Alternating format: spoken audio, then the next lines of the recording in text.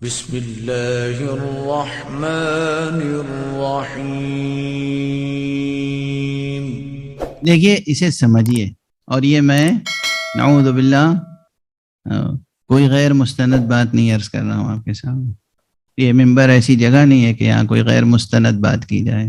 ہمارے بہت سے ذاکرین اور بہت سے شعراء بھی کسی نہ کسی صورت سے نوسیریوں کی تعریف کر دیتے ہیں، اور میں بھی اس سے خارج نہیں ہوں۔ کیوں؟ بہرحال وہ تعریف تو مولا علی کی کرتے ہیں نا، اس لیے مجبور ہو جاتا ہے دل ان کی تعریف کرنے پر۔ لیکن نوسیری ہیں مشرک اور باطل، اور اب میں آپ سے یہ عرض کروں کہ بہتر یہی ہے کہ اشارے و کنایے سے بھی ان کی تعریف نہ کی جائے۔ کیوں؟ میں تقریباً 1 سال دمشق میں رہا ہوں، شام میں، اور وہ بھی جو سیدہ زینب میں حوضہ علمیہ ہے وہاں نہیں تھا، میں تھا نوسیریوں کے درمیان، چونکہ مجھے جستجو تھی کہ مجھے دریافت کرنا ہے ان کی حقیقت کیا ہے۔ تو دمشق یونیورسٹی میں جو پروفیسر تھے، اس وقت ایک دھن تھی کہ میں دمشق یونیورسٹی سے پی ایچ ڈی کروں، اور یہ سب مسئلہ تھا۔ تو وہاں جو میرے گائیڈ تھے، میرے پروفیسر تھے، ان کا نام تھا پروفیسر ڈاکٹر حکمت لمیہ۔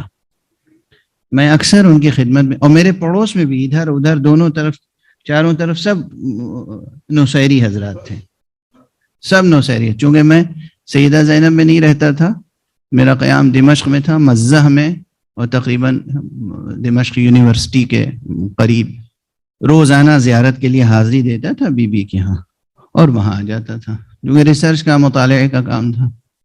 تو میں یہ دیکھتا تھا کہ جب میں کلاس میں جاتا ہوں تو یہ پروفیسر حکمت لمیہ صاحب میری بہت عزت کرتے ہیں، میں اسٹوڈنٹ ہوں، اور یہ جو ہیں پروفیسر ہیں، ہیڈ آف دی ڈپارٹمنٹ ہے۔ میرے ساتھ اور لوگ بھی ہوتے تھے، ان کی طرف وہ زیادہ توجہ نہیں کرتے تھے۔ تو پہلے میرا خیال یہ ہوا کہ چونکہ یہ لوکل اسٹوڈنٹس ہیں یہیں کے، میں فارینر ہوں، اس لیے میری عزت و تکریم زیادہ ہے۔ لیکن ایک دن مجھ سے رہا نہیں گیا، ہوا یہ کہ میں تنہا تھا اس دن، بس پروفیسر تھے اور میں، اور اس کے بعد جو اور ساتھی تھے نہیں آئے، تو میں نے ان سے کہا آپ مجھ پر بہت مہربان ہیں، میں اس کے لیے آپ کا خاص طور پر بہت شکر گزار ہوں۔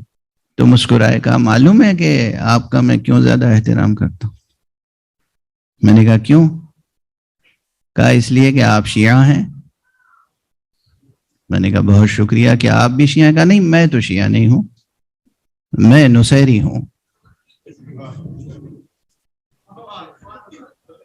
میں علوی ہوں۔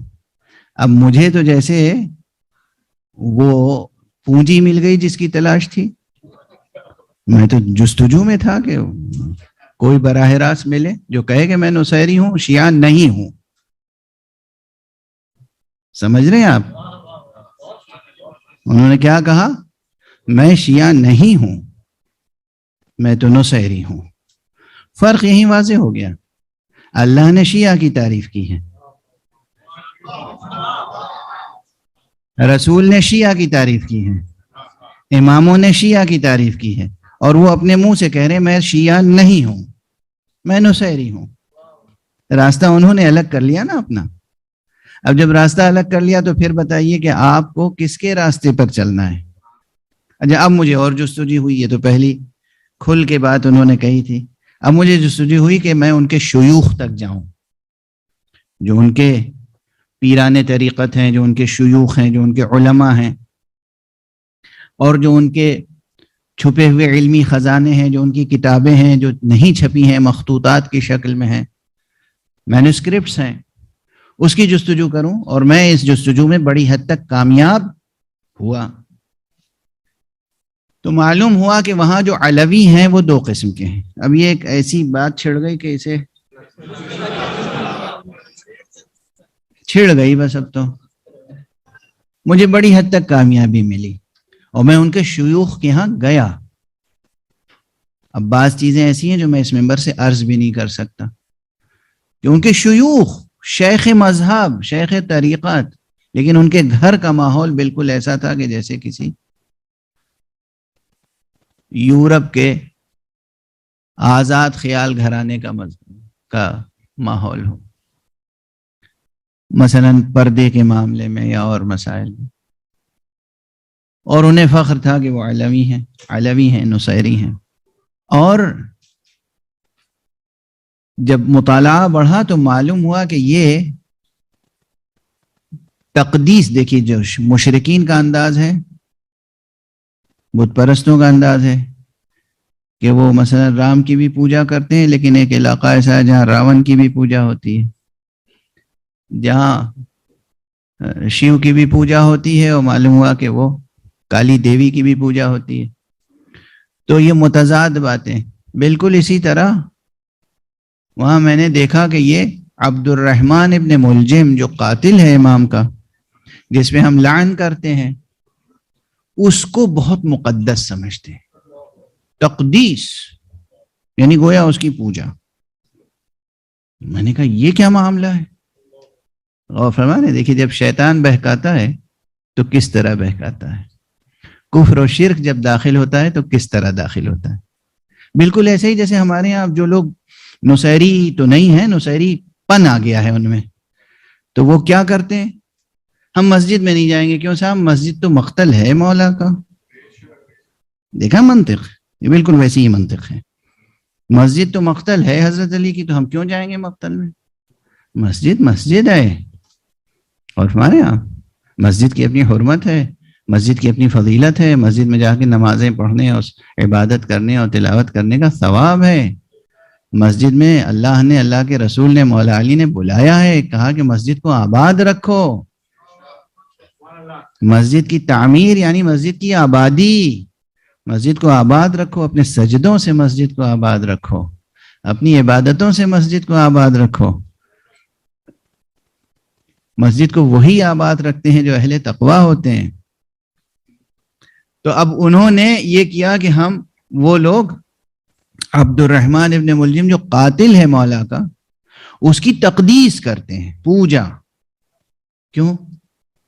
مجھے جستجو ہوئی تو کہا بھائی ذرا سوچو تو، سامنے کی بات ہے، علی رب ہے، رب کو کون قتل کر سکتا ہے؟ رب کو جو قتل کرے گا وہ بھی تو کوئی غیر معمولی ہوگا. دیکھا کیا ایسی، یہ کون سی منطق ہے؟ انسانی، قرآنی، شیطانی منطق. یہ ہے سیٹینک لاجک، شیطانی منطق. رب کو جو قتل کرے گا کیا معمولی ہوگا؟ مجھے سمجھا رہے ہیں. اور اس کے بعد پھر روایت بیان کر رہے ہیں کیا؟ رب کے 12 حواری تھے، 12 خاص افراد تھے جو رب کے ساتھ ہر وقت رہتے تھے. اب رب کے حواری بھی ہو گئے. تو رب نے ایک مرتبہ، اب یہ کہانی انہوں نے گویا کرسچینٹی سے لی ہوگی، حضرت عیسیٰ اور ان کے 12 حواری و انصاری، جس میں سے ایک حضرت کو اذیت دینے والا باغی اور گویا ظالم و غدار ہوا. تو انہوں نے کہا کہ وہ رب کے جو 12 حواری تھے خاص، ان کے سامنے رب نے کہا کہ دیکھو مجھے قتل ہونا ہے، یہ کام تو ہو کے رہے گا، میری خاطر سے تم میں سے کون ہے جو قیامت تک کے لیے لعنت کا طوق اپنے گردن میں قبول کرے؟ سیٹینک لاجک ہے، معمولی تو نہیں ہے. مجھے قتل ہونا ہے، مجھے شہید ہونا ہے، اس کی حکمتیں الگ ہیں. تم میں سے، تم 12 میرے حواریوں میں سے کون ہے جو میری خاطر سے اپنے گلے میں گردن کا طوق قبول کرے؟ تو جناب والا بالآخر عبد الرحمن ابن ملجم نے کہا کہ اگر رب آپ کی یہی خواہش ہے تو میں اپنے گلے میں لعنت کا طوق قبول کر لیتا ہوں. تو گویا اس نے قتل کر کے ایک عظیم خدمت کی رب کی، اور خود غیر معمولی ثابت ہوا، اس لیے اس کی تقدیس ضروری ہے. آپ میں سے کوئی ایسا ہے با ضمیر، با قلب، با معرفت، با ایمان، با شعور جو اس منطق کو قبول کرے؟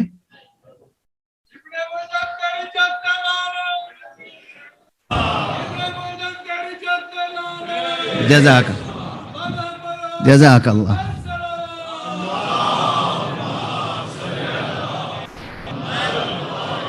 جزاک اللہ.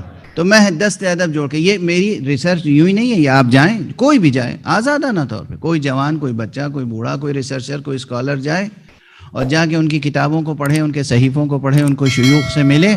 یہ ایک قسم ہے جو علویوں کی ہے.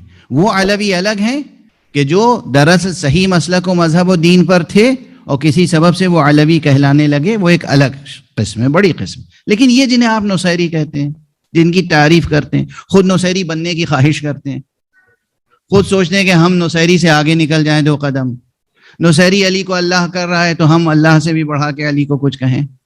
لیکن نا اس جہالت میں مبتلا نہ ہوں، میں دست ادب جوڑ کے عرض کر رہا ہوں، اس نادانی میں، اس جہالت میں مبتلا نہ ہوں.